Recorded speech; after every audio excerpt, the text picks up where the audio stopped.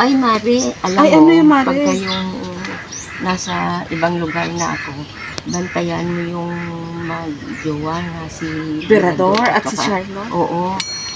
So, ayun nga po, mga kalingap, mga kagaya, mga ka-ML. Ayan. So, yun nga po. Bale, maaga nga po kami ngayon pupunta ng aking asawa sa lighthouse.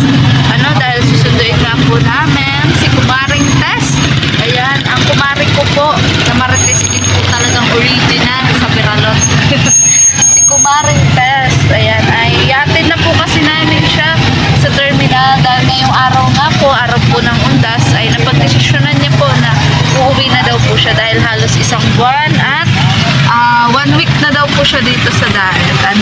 At yun, thank you so much po sa panunod niyo po ng Beralot. Ayan, thank you so much po. Naki-enjoy po kayo sa aming role sa Beralot bilang Marites.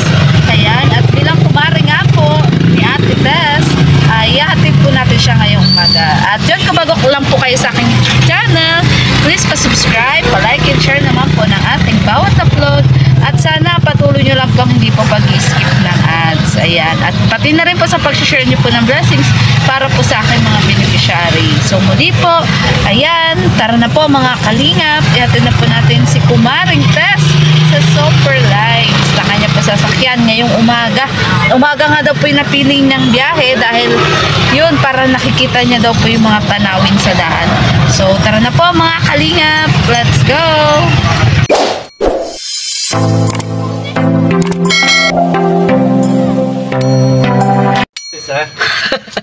Oo, ihatid na natin sa ano. Hindi ako. Ay, ihatid nga namin.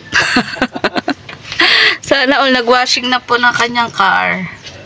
Aga mo naman magwashing. Siyempre. Sa bagay, maalis ata kayo ngayon.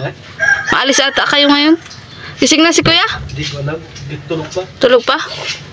Masabay ka sana? Hindi, may bibigay ako. Mamaya na lang. Dahil nang maaga pang masipag. Ayun nga. Kaya nga nag-aga nga rin kami. Para maihatid si Ate Tess. At ito na huling araw ng pagmamarites namin. Ano yan? Ayan po si Berador. Maaga po siya. Pero hindi po siya masipag.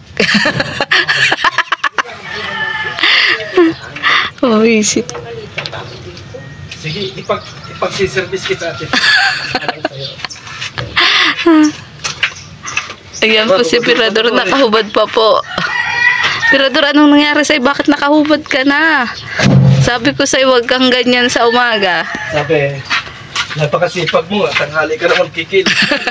Ano? Wala na. Natapos na nung maaga. Paano? Tapos na nung maaga. Parang papunta na nga po si Tita Tess. Siyempre, ilang buwan na yan dito. Isang buwan na yan halos. Oh, yung susi. Nahulog. Ako lang, nadamput. O anong huling mensahe mo, Berador? Kay ano? Tita Tess. Kay Ate Tess. Ayan na po, uwi na po si Ate Tess. Nagpaalam ka na ba dyan, Ate Tess? Walang paalam, di ba? Ay, oo nga, oo. Walang paalam at bawal magtanong. Bawal magtanong, bawal magpaalam. Parang aso na. Good luck. Good luck sa pag-uwi niya. Grabe ka naman. Wala nang baha, Berador. Oo. Sigilan mong pag-um-um. Uy, maam-um yan at bagong dating baga. Ano, Ate Tess? Dito ka lumabas ka muna. Sige. Ayan, ma-expose daw po muna siya sa aking vlog. Anong huling mensahe mo, Ate Tess, sa pagmamarites natin? Mauwi na po si Kumaring Tess. Babay na lang guys sa inyo. See you soon sa lahat pa natin na lakad. Oo. Kailan ba ang balik mo ko sakali? Secret. Walang clue? Ayan, December, hindi? Depende, ano? Wala pang schedule yata. Pagka may schedule na lang doon tayo babalik. Ayan. Pero ano, tawag dito, pupunta ka din natang Bagyo. Punta ka bang Bagyo? Tayo. Ayan, so grabe, ang laki po ng maleta ni Ate Tess, oh. So, nag-ilang buwan ka dito, Ate Tess? 1 month and 1 week.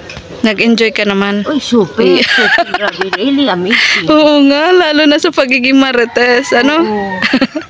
Ay, grabe. Ay, Mari, alam Ay, mo, ano yung Mari? pagka yung nasa ibang lugar na ako, bantayan mo yung magjowa na si Berador at si saka- Charlotte. Oo. Kasi Magjowa agad, hindi pa yung magjowa, Ay, Mare. ay, ganun ba? Hindi magjowa na kasi nga. Ang sweet-sweet na nila nung nasa bagasbas. Hindi lahat ng sweet Mare magjowa. Yung iba, ano lang, mutual understanding. Ay, Malanding ugnayan. Ganun. O, Ganun. sige, Mari. Basta para wala ako, sundan mo sila. Kung makikita mo sila, para maikismis ka sa akin, Oo, Mari. sige, sige. Kahit malayo ka na, Mare. Oo, Sige, kahit sige. naman ako, Mari. Eyes to the ball ako lagi sa kanila, Mare. Oo, Huwag ka Mari. mag-alala. Para may isasabihin tayo doon sa dalawang masungit na matandang sila. sige, sige. Pagsipuring. Ayan. O, sige na, mamay. Para, So, uuwi na po yung original Marites ng Beralot. Ayan. So, tuloy pa rin po ang Maritesan sa Beralot. Ayan. Sa araw nga pong ito, mga kalingap, ito na nga po ang araw ng paglisa ni Ate Tess dito po sa Lighthouse, na kung saan naman po ay talaga naman pong nag-enjoy po siya ng halos isang buwan at isang linggo daw po, mga kalingap, sa pagsama-sama po sa lakad po ni Kuya Bal at ng Team Kalingap. Kaya ngayong umaga po ay maaga po namin siyang sinundo at hinatid dito po sa bus terminal para tulungan din po siya na madala po ang kanyang maleta sa bus terminal. At yon, bago nga po yung dumaan nga din po muna kami ng 7-Eleven dahil may bibilihin nga daw po muna siya. At heto na nga po, dito na nga po tayo sa Super Lines kung saan po dito po siya nagpa-reserve ng kanyang ticket. At yon, uuwi na nga po ang aking kumaring Tess sa Beralot. Ayan, ang number 1 Marites, the original Marites, ay uuwi na po, mga kalingap, dahil doon na nga po siya mag-uundas or magse-celebrate po ng Happy Halloween, mga kalingap, sa kanila. At yun, para nga po silang nakapula ng aking asawa. Birthday po ata nila pareho. Charot lang. At ito na nga po yung nakakalungkot na latest ngayong araw, ngayong umaga, mga kalingap, na kung saan magpapaalam na nga po tayo sa ating kumaring Tess. Ito po yung nakakalungkot sa lahat kapag may umaalis. Ayan. At yun, ito na nga, hindi na nga po siya papipigil, mga kalingap. Sasakay na nga rin po ang kanyang maleta. At yun, magpapaalam na rin nga po tayo sa kanya. Ingat ka, kumaring Marites. Huwag mong kakalimutan ang latest. At huwag kang papahuli sa latest. Bye-bye. Namimiss ka namin. Ingat sa biyahe. Balik ka dito sa Daet.